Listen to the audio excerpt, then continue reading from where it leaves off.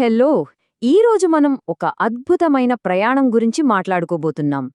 కేవలం 5 రోజుల్లో ఒక సుదీర్ఘమైన, అసాధారణమైన తీర్థయాత్ర ఎలా సాగిందో, దాని వెనుక ఉన్న భౌగోళిక పరిస్థితులు, అంతులేని ఓర్పు గురించి ఈ విశ్లేషణలో తెలుసుకుందాం. ఇది మామూలు ప్రయాణం కాదు, ఒక మహాయాత్ర. అసలు 2200 కిలోమీటర్లంటే మాటలు కాదు కదా. దీన్ని కొంచెం సింపుల్గా అర్థం చేసుకోవాలంటే, న్యూయార్క్ నగరం నుంచి మయామి వరకు కార్లో ఏకధాటిగా ప్రయాణిస్తే ఎలా ఉంటుందో ఊహించుకోండి. దాదాపుగా అంతే దూరమన్నమాట. ఆ దూరం తలుచుకుంటేనే ఈ యాత్ర ఎంత కఠినమైనదో మనకిట్టే అర్థమైపోతోంది. సరిగ్గా ఇక్కడే మనకు పెద్ద ప్రశ్న వస్తుంది. కేవలం 5 రోజుల్లో 16 జిల్లాలు, 4 ప్రధాన నదులను దాటాలంటే అసలు ఎంతటి సహనం కావాలి? వారం కూడా తిరగకముందే అటు భౌతికంగా, ఇటు ఆధ్యాత్మికంగా ఇంత భారీ ప్రయాణాన్ని ఒకరు ఎలా పూర్తి చేయగలరు? దీని వెనుకున్న అసలు కథేంటో ఇప్పుడు చూద్దాం. ముందుగా ఈ 2200 కిలోమీటర్ల మహాప్రయాణం విజయనగరంలో ఎలా మొదలైందో తెలుసుకుందాం. రూట్ మ్యాప్లోకి వెళ్లే ముందు అసలు మొదటి రోజు టార్గెటేంటో మనం తెలుసుకోవాలి. ఆంధ్రప్రదేశ్ అంతటా ఉన్న 5 అత్యంత పవిత్రమైన పురాతన శివాలయాల్నే మనం పంచారామ క్షేత్రాలు అంటాం. అయితే ఇక్కడ ఆశ్చర్యకరమైన విషయమేంటంటే, చీకటి పడేలోపు ఈ 5లో ఏకంగా 4 దేవాలయాలను చేరుకోవడమే వాళ్ల ఫస్ట్ డే టార్గెట్. వినడానికే చాలా కష్టంగా అనిపిస్తోంది కదూ? కానీ ఇక్కడే మనం ఆ సీజీ క్యాబ్స్ డ్రైవర్ నైపుణ్యం గురించి మాట్లాడుకోవాలి. కోస్తా తీర ప్రాంత ట్రాఫిక్ను ఎంతో సునాయాసంగా దాటుకుంటూ ద్రాక్షారామం, పాలకొల్లు, భీమవరం, చివరగా అమరావతి, ఇలా ఈ ప్రసిద్ధ ప్రదేశాల దర్శనాలన్నింటినీ కేవలం ఒక్క రోజులోనే ఎంతో సాఫీగా పూర్తి చేసేశారు. ఈ టైంలైన్ గమనిస్తే మొదటి రోజు ఎంత పక్కా ప్రణాళికతో సాగిందో అర్థమవుతుంది. ఉదయం ద్రాక్షరామంలో ఆ 15 అడుగుల భారీ శివలింగం దర్శనం, మధ్యాహ్నానికి భీమవరంలో చంద్రుని దశలను బట్టి రంగులు మార్చే సోమేశ్వరలింగ దర్శనం, ఇక సాయంత్రం కృష్ణానది ఒడ్డున ఉన్న అమరావతిలో ఎంతో ఆహ్లాదకరమైన వాతావరణం. అలా ఆ రోజు ఆధ్యాత్మికంగా ముగిసి నరసరావుపేటలో రాత్రికి విశ్రాంతి తీసుకున్నారు. ఇక రెండవ రోజుకొచ్చేసరికి పరిస్థితి పూర్తిగా మారిపోతోంది. టైగర్ రిజర్వ్లో అర్ధరాత్రి ప్రయాణం ఎలా సాగిందో చూద్దాం. ఇక్కడ రాబోయే సవాలు గురించి మాట్లాడే ముందు అసలు ఘాట్ రోడ్డు అంటే ఏంటో చూద్దాం. సాధారణంగా మన దగ్గర ఎత్తైన, ప్రమాదకరమైన మలుపులు ఉండే పర్వత రహదారులను ఘాట్ అంటాం కదా. ఇలాంటి దట్టమైన అటవీకుండలు గుండా డ్రైవింగ్ చేయాలంటే మామూలేకాగ్రత సరిపోదు, చాలా అంటే చాలా నైపుణ్యం కావాలి.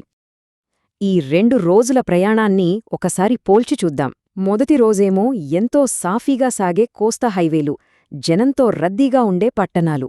కానీ రెండవ రోజు పరిస్థితి చూస్తే ఎత్తైన పర్వత మార్గాలు, దట్టమైన అడవులు, అసలేమాత్రం కనబడని కటిక చీకటి మలుపులు.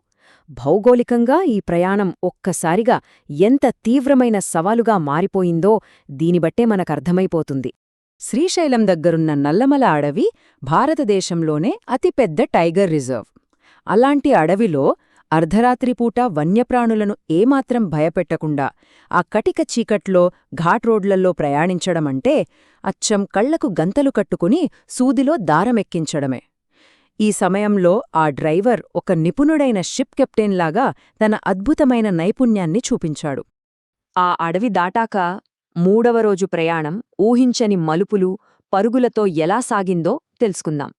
ప్రయాణంలో వాళ్ళకొక తోటి యాత్రికుడు తారసపడి ఒక మాట చెప్పాడు: మీరు అహోబిలం చూడకుండా మాత్రం వెళ్ళకూడదు అని. అంతే, ఆ ఒక్క మాటతో వాళ్ల ప్లాన్ మొత్తం మారిపోయింది.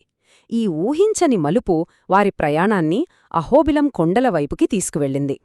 అసలీ టైంలైన్ చూస్తే ఆ రోజు ప్రయాణం ఎంత ఉద్ధృతంగా సాగిందో మీకే అర్థమవుతుంది.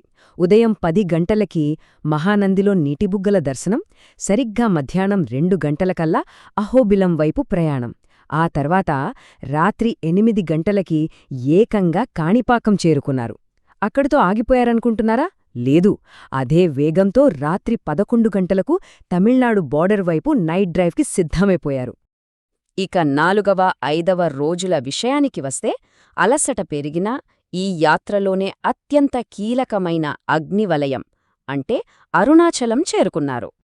అర్ధరాత్రి దాటిన తర్వాత 1:45 గంటలకు అరుణాచలం చేరుకున్నారు.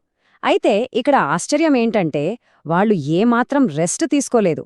ఆ నక్షత్రాల వెలుగులోనే పవిత్రమైన అగ్నిలింగ పర్వతం చుట్టూ ఆ 14 కిలోమీటర్ల కఠినమైన గిరి ప్రదక్షిణను వెంటనే ప్రారంభించేశారు. ఇక్కడితో ఈ యాత్ర క్లైమాక్స్కు చేరుకుంది. ఉదయం 6:30 కల్లా ఆ 14 కిలోమీటర్ల నడకను పూర్తిచేసి వెంటనే మరో 4 గంటలపాటు రద్దీగా ఉండే క్యూలో నిలబడ్డారు. ఉదయం 11 గంటలకు దర్శనం పూర్తికాగానే ఏమాత్రం ఆలస్యం చేయకుండా 100 కిలోమీటర్ల తిరుగు ప్రయాణం ప్రారంభించారు. శారీరకంగా ఇది ఎంతో శ్రమతో కూడుకున్నా సరే 6వ రోజు ఉదయం 1 గంట కల్లా సురక్షితంగా విజయనగరం చేరుకున్నారు. ఇక్కడ మనం మాట్లాడుకోవాల్సిన అసలైన విశేషం ఒకటుంది.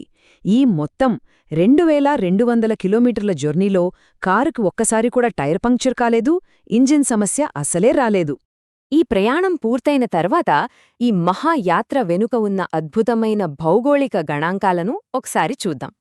ఇక్కడ మనం గమనించాల్సిన విషయమేంటంటే, రాజమండ్రి వద్ద గోదావరి, విజయవాడ మరియు శ్రీశైలం వద్ద కృష్ణానదిని ఏకంగా 2 సార్లు, చిత్తూరు వైపు వెళ్తూ పెన్నా నదిని, అలాగే తమిళనాడు వద్ద పాలార్ నదిని దాటారు.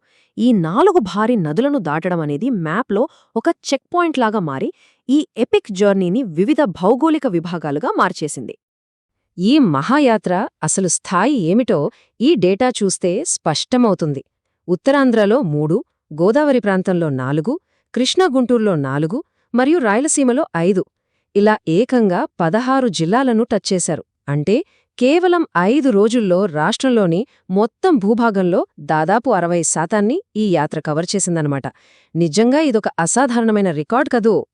ఇవన్నీ చూశాక మనకు ఆలోచనొస్తుంది. అసలు ఈ ఆధునిక యుగంలో 2200 కిలోమీటర్ల ఓర్పుతో కూడిన ప్రయాణం ఎలా ఉంటుంది? ఆ ప్రయాణంలో మనం ఎలాంటి గొప్ప వ్యక్తిగత మైలురాళ్లను చేరుకోవచ్చు? ప్రయాణం, సహనం, విశ్వాసాలకున్న హద్దుల గురించి ఇది మనల్ని నిజంగా ఆలోచింపజేస్తోంది. ఒక అల్టిమేట్ రోడ్ ట్రిప్ అంటే ఏమిటో ఇది మనకు కళ్లకు కట్టినట్టు చూపించింది. ఈ అద్భుతమైన ప్రయాణ కథ ద్వారా ఎన్నో కొత్త విషయాలు తెలుసుకున్నామని ఆశిస్తున్నాను.